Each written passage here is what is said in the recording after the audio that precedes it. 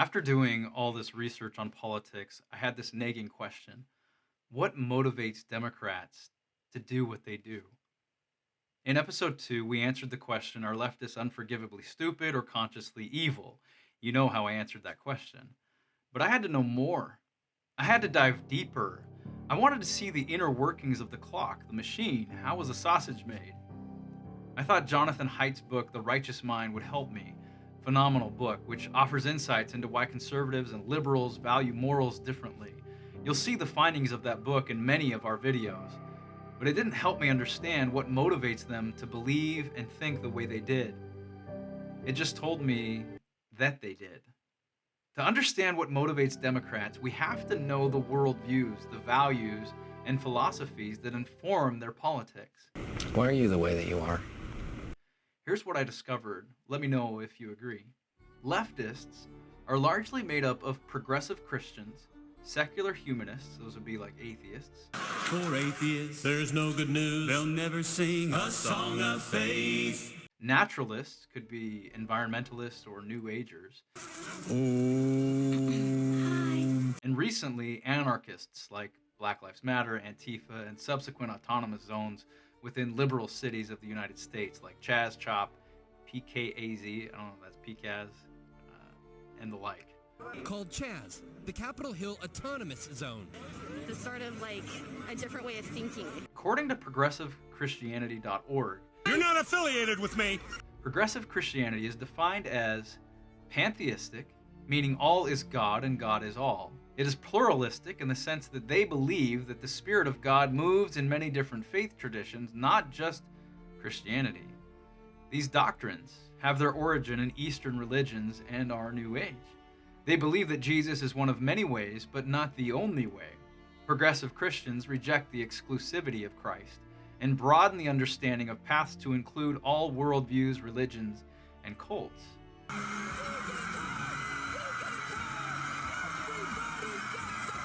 True Christianity is monotheistic and exclusive, meaning Jesus is the only way to God.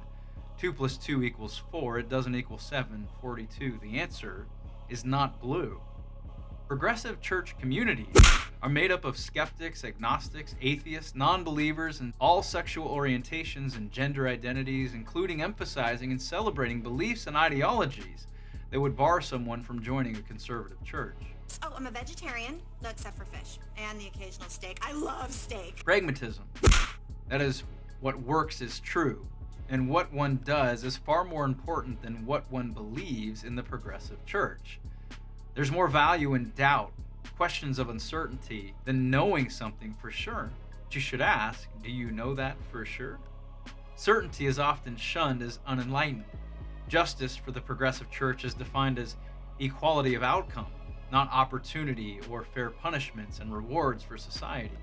Speaking truth to power structures, reforming systemic racism, defending women's rights, preferential voice given to minorities and those of other cultures over Westerners. Environmentalism as well as LGBTQ+ rights often make up progressive church activism and social justice projects. In the end, progressive Christians are neither progressing nor Christian. Have you connected the dots for how progressive Christians align with leftist ideologies? It's as if the reinterpretation and outright rejection of the Constitution has bled into the way they read their Bibles. Religion and the stats. According to the Pew Research Center, 85% of conservatives are Christians. The unaffiliated or religious nones only made up 11%. That same study showed that 63% of Democrats claim to be Christian, but the unaffiliated or religious nones made up 28% of their voting demographic. In another study, it was shown that 7 out of 10 Democrat Protestants who are not evangelical Christians attended church less frequently, only going a few times a year or less. You keep using the word. I don't think it means what you think it means. Compared to 8 in 10 Republicans who attended religious services frequently, meaning monthly or more often. 1/3 of white Democrats say it is a good thing that religion is losing influence in society. Conservatives are largely made up of conservative, Bible-believing evangelical and Catholic Christians. Secular humanists. If you were to read the Humanist Manifesto 1 and 2, which we'll cover in more depth once we get to our How We Got Here, the education system, you'd discover that they are doctrines against Christian theism specifically. You'll see Sartre's existentialism, Dewey's pragmatism, Marxism, Rand's egocentrism. But the main thing that unifies these diverse ideologies is the doctrine that man is the measure of all things.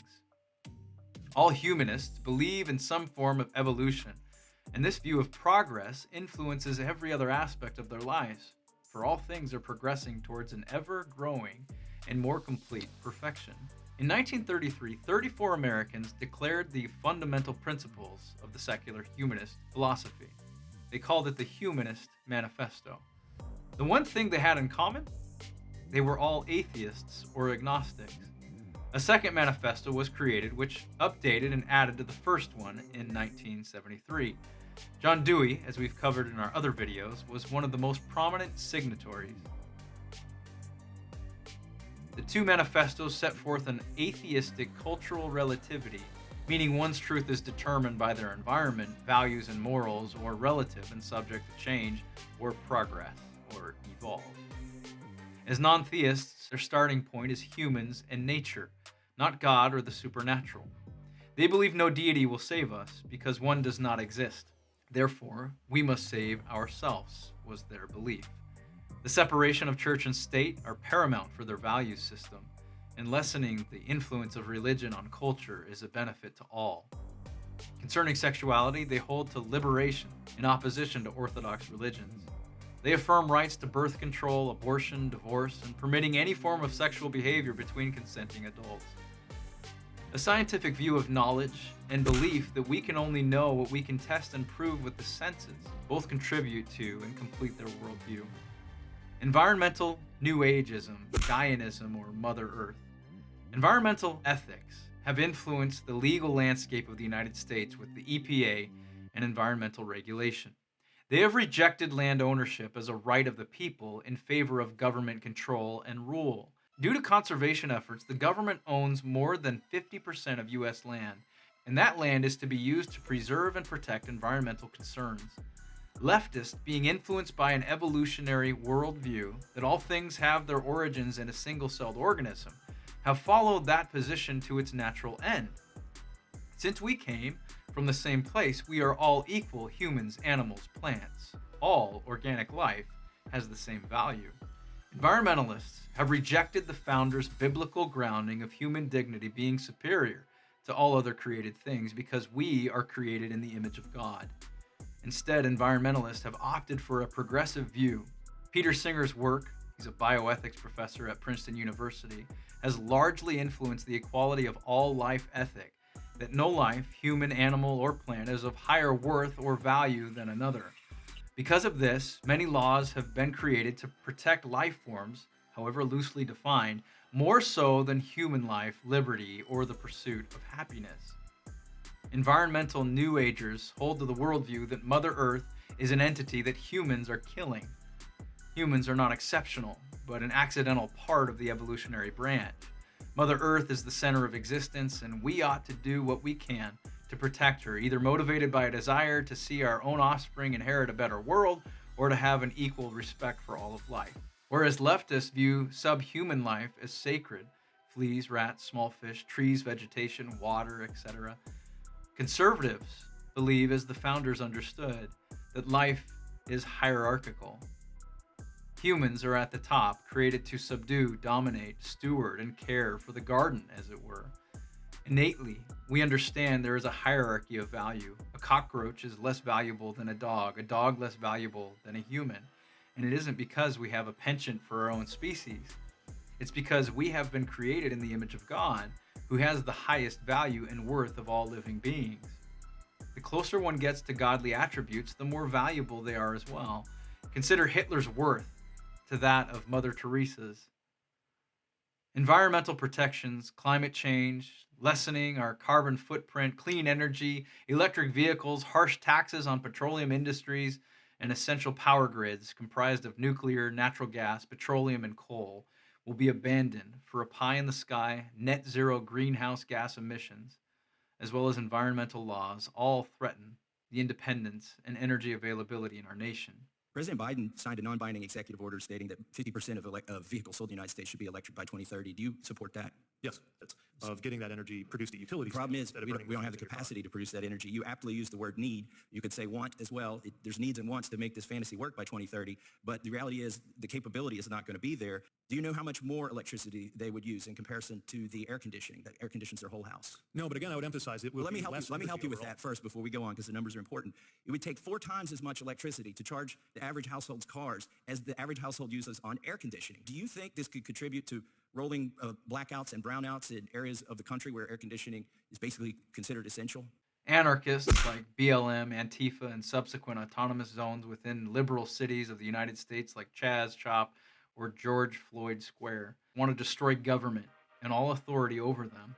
These new brands want to tear down the existing system and rebuild the nation in favor of a communist utopia.